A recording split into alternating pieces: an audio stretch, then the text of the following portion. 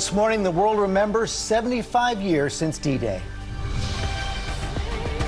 Leaders from around the globe gather in Normandy this morning to honor the heroes who stormed those beaches, thousands sacrificing their lives for our freedom. Today we remember those who fell and we honor all who fought right here in Normandy. The invasion that changed the course of history and the tributes underway right now. World News anchor David Muir there live. Flash flooding emergency. The planes to the Gulf Coast bracing for more dangerous weather. Homes and cars in Texas already underwater. And massive dust storms sweeping through. Airport scare. A major power outage grounding flights at LAX. Passengers in the dark for hours. Dozens of flights canceled or delayed. Bad medicine? The doctor waking up behind bars this morning charged with murder, accused of killing 25 patients with deadly doses of painkillers. A new twist in that vacation mystery. The Colorado couple now suing, claiming they were sickened by chemicals at the same resort where 3 Americans just died. Families now demanding answers. Miss America shakeup. Gretchen Carlson now stepping down after ending the iconic swimsuit competition. Will the pageant reverse her changes? And Toronto takes control. The Raptors dominating the Warriors, shutting down Steph Curry during his best playoff performance yet. His teammates still injured. Is the Warrior championship reign at risk? Live in Times Square, this is Good Morning America. Good morning, America. It is a special morning. We are honoring the heroes who put their lives on the line for our freedom, the 75th anniversary of D-Day. Take a live look at the ceremony underway right now in Normandy.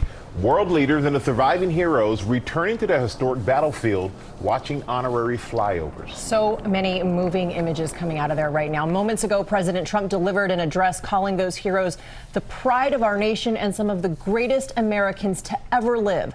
World News Tonight anchor David Muir is right there in Normandy, starting us off this morning. Good morning, David. Good morning, Cecilia. George Michael, it has been so powerful. And in fact, the flyovers are taking place right now. The sound has been deafening and everyone is looking to the sky. It's been a powerful tribute to the veterans here. This morning on display, the unity between these two countries. It was 75 years ago this morning. D-Day was launched right here on the beaches, right behind us here. President Macron of France saying this morning that France has not forgotten what those American soldiers, those American troops did here. And President Trump turned around and looked at those World War II veterans who have made the journey here to Normandy and told them, "You are the pride of our nation." It was a somber and striking moment. This morning, President Trump and the First Lady joining other heads of state in Normandy to commemorate the 75th anniversary of D-Day.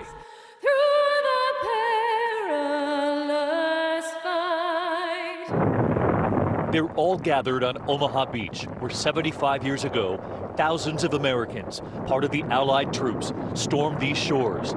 The largest amphibious invasion in military history. The start of a campaign to liberate Nazi-occupied France. It changed the course of the war. And President Trump paying tribute to the quiet heroes, the boys who became men that day. You are the pride of our nation. You are the glory of our republic. And we thank you from the bottom of our hearts. Other leaders here paying their respects.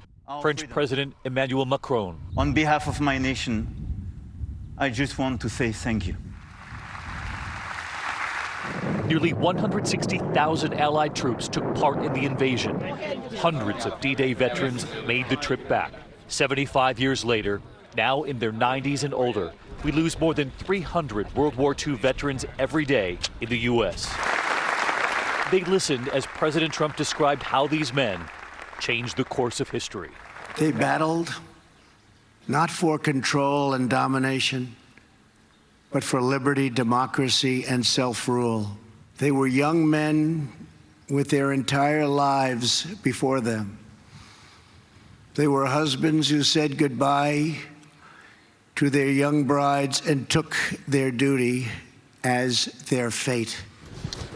I'm ready to go. For weeks, we have documented the journey, D-Day veterans from all over America, and we met them again here at the cemetery.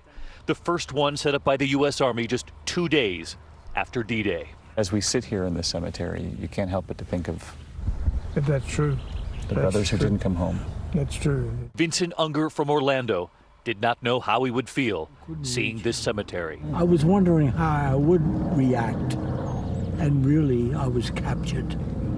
I still am weeping within some, because I saw so many young guys that day lost their lives. And we were with Onofrio Zicari from Las Vegas, who had one wish. A lot of graves. Look at all the crosses, oh boy. To find the grave of the friend he lost. He still has the photograph of him standing before his friend's grave so long ago. And all these years later, he finds him again. Donald E. Simmons, who died on June 6th, 1944. He was in the service with me and then he got killed. Jack, Harold, Stan, Harold, and Vinny. It's an honor to sit here with you all. Thank you for your service. Thank you. Appreciate it. It's been a profound honor, actually, to listen to their stories for weeks now leading up to this trip. I want to show you what we witnessed just in the last couple of moments here. Take a look. This is just one of the flyovers with all of these people gathered here to honor these World War II veterans. It's what we're looking at in the skies above us.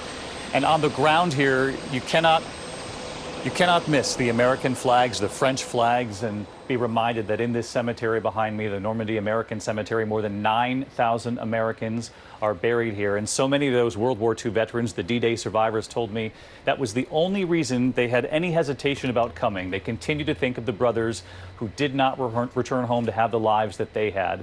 But so many of them telling me, guys, that they are grateful that they came, that there is relief, there is closure.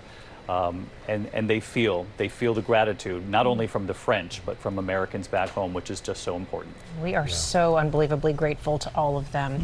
David, thank you. And in our next half hour, David will be back with some of those veterans returning to Normandy after 75 years. George? Thank you, Cecilia. House Speaker Nancy Pelosi was also there in Normandy with President Trump. A rare moment of national unity, but just before she left, behind closed doors with congressional Democrats, her harshest words yet for the president as she holds the line against impeachment. I want to bring in our senior congressional correspondent, Mary Bruce. And Mary, this debate inside the Democratic caucus, increasingly dramatic. Yeah, George, things are getting heated up here. In that meeting, Pelosi reportedly said that she doesn't want to see the president impeached. She wants to see him in prison. The speaker here is under increasing pressure to impeach and clashing with Democrats over what should come next. But instead of rushing to impeachment, the speaker argues the Democrats should instead be aggressively investigating the president. She argues that the best way to beat Trump is actually at the ballot box, and that then he could be prosecuted for any possible crimes. But George, this debate is not going away, and the speaker isn't yet ruling out impeachment. She's still leaving that on the table. Yeah, and it's got under a lot of pressure to get that done as well. Meantime, Mary, we're counting down to that deadline for the president to impose the tariffs on Mexican imports. It hits on Monday, negotiating with the Mexicans right now, but getting some mixed signals from the administration about how it's going. Yeah, George, well, the president has tweeted that progress is being made, but he says not nearly enough. And that is why today the U.S. and Mexican officials are going to be sitting down here in Washington again to try and come up with a solution that can somehow satisfy the president's demand that Mexico stop the surge of migrants from coming across the border. But if they can't, well, the president has also tweeted from abroad that if no agreement is reached, that those tariffs will begin on Monday. Now, Republicans that I have talked with are still holding out hope here that it doesn't come to that. The president's own party, of course, is staunchly opposed to these tariffs. Republicans say they will amount to a massive new tax increase on Americans. George. Mary Bruce, thanks very much, Michael. All right, George, now that new round of dangerous weather that's moving in, the plains to the Gulf Coast, bracing for severe storms and more flooding. Ginger had the very latest. Good morning, Ginger. Good morning, Michael. You know, you take 12 hours and you dump 14 inches of rain, and this is the result. Flash flooding in Wharton, Texas, covering farms, homes. And that wasn't the only area. Houston, Texas, just to the northeast, just plowing through water, trying to make those images tell you, hey, this can happen very quickly and inundate streets. Today, it could still happen, and it is this morning in Louisiana. We've got that tropical moisture fueling up. We've got this low pressure system that's going to bring some of that moisture and others up to Tulsa, Springfield, or Fayetteville, right through the Ozarks. But along to about Mobile, you have to watch for the flash flooding into the Florida Panhandle. Now, as that moisture moves in from the Florida Panhandle through Georgia into South Carolina, it will be welcome because they've been in significant drought already.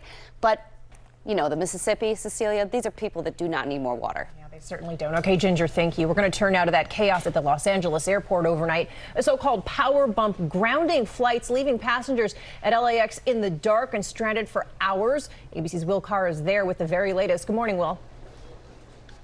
Good morning, Cecilia. The power's back on in LAX, but talk about a miserable morning. At one point, the alarms were going off so loud here, they actually had to hand out earplugs. A lot of these passengers had to sleep in the terminals here. You can see people still laying on the ground, covered in those foil-type blankets, hoping to catch a flight a little bit later today. The initial power outage started around 6:30 last night. It's being called a power bump because people were on planes and there was no power. They couldn't get off with jet bridges. They had to get off those planes using stairs and to get off. So this started at a substation offsite from LAX. It impacted 3 terminals, a number of airlines. 21 flights were canceled. A lot more were delayed or diverted. The good news is the airport is back up and running this morning. The bad news, a lot of people did not get much sleep and don't know exactly what they're going to do next. George. Long night at the airport. Okay, well, thanks very much. We're going to move on now to that shocking story out of Ohio, where a doctor faces 25 counts of murder charged with prescribing fatal doses of opioids to patients.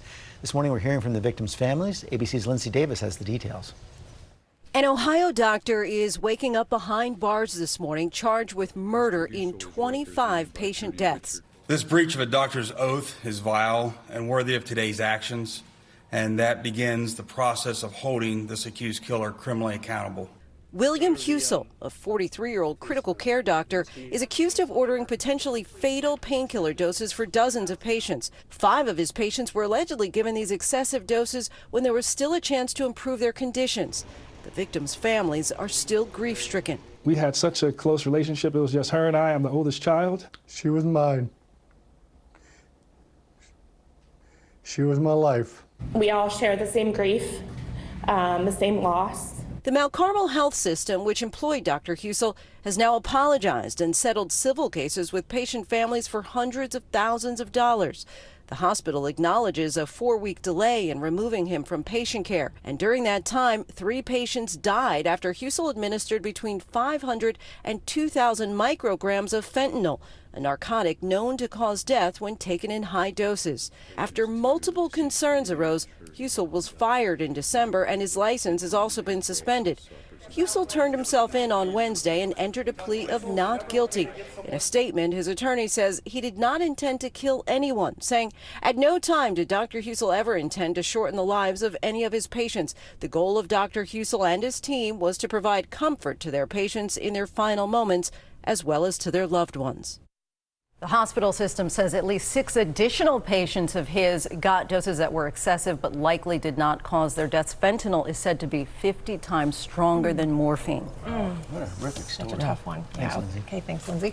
New developments now in that mystery death in Fiji, an American couple dying from an unknown illness.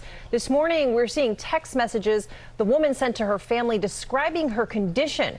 This, as officials now say, 5 people who came into contact with the couple are being closely monitored at a hospital. ABC's Gio Benitez has the very latest. This morning, the mystery deepens surrounding the death of 2 apparently healthy Americans traveling in Fiji. David and Michelle Paul dying suddenly, just days apart, while on their dream vacation in the South Pacific. Now ABC News has learned that 5 people who came into contact with the couple, including medical center staff and others, are under observation at a local hospital. Medical staffers say relatives are not allowed to visit them. The cause of the illness still unknown. A source at the Ministry of Health says blood samples of the deceased couple and those now under observation were sent for testing. Back at home, David Paul's sister is in disbelief. He had messaged my mom on Facebook on Sunday morning saying, "I'm okay." And so we were hoping to see him within the next few days. That was the last time we actually talked to him. David told relatives he and Michelle both went to seek medical treatment as their conditions worsened, but were initially released. Michelle also texting her family, telling her dad, "We just got back from the clinic. They gave us fluids and anti-nausea drip. We still don't feel 100%, going to rest in our room." Then when my brother woke up and looked over, Michelle was just clammy and sweating. Michelle succumbed to the illness on May 25th. David just a few days later. The Ministry of Health says influenza has been ruled out. And the CDC tells us it is working with the government to investigate, including receiving specimens for testing in CDC laboratories. And the Ministry of Health hopes to have test results back by the end of this week. So many questions. Yeah. Okay, Gio, thanks. And of course, that's not the only vacation mystery unfolding for Americans abroad. We'll have the latest on those people who died in a single week at a resort in the Dominican Republic in our next half hour. Michael? All right, thank you, Cecilia. Now to the NBA Finals. Toronto, they're on the road and they are in command, winning Game 3 against Golden State, while some of the Golden State stars sat out the game with injuries. ABC's TJ Holmes in Oakland with all the highlights. And TJ, a huge game from Steph Curry, but that still wasn't enough. Yeah, Steph was amazing last night. He did something we have never seen him do in a playoff game before. And yes, it was amazing to watch. And like you said, it was not enough. It was classic Steph last night in Oracle Arena. Curry for three. The two-time league MVP was lights out, putting the team on his back, dropping 47, the most points he's ever had in an NBA Finals game. Curry, all-time great three-point shooter. But that Herculean effort wasn't enough. Danny Green wide open. The depleted defending champs were in an uphill battle. With injured All-Stars Kevin Durant and Klay Thompson out, the Warriors were not only missing a lot of their offense, but defense too. And they win at Oracle Arena to take a 2-1 lead. The Raptors ran away with the first game on the Warriors' home court. And these loyal fans who made the trip had plenty to cheer about all night. The Warriors, now down 2-1, are arguably facing their toughest championship challenge yet. But Draymond Green says they aren't worried. We just got to continue to battle. Fun times ahead. At least one fan seemed ready to take on the Raptors himself. A fan shoved Raptors guard Kyle Lowry, who crashed into the seats going after a ball. That fan was ejected. There you see there's that blue shirt pushed him off.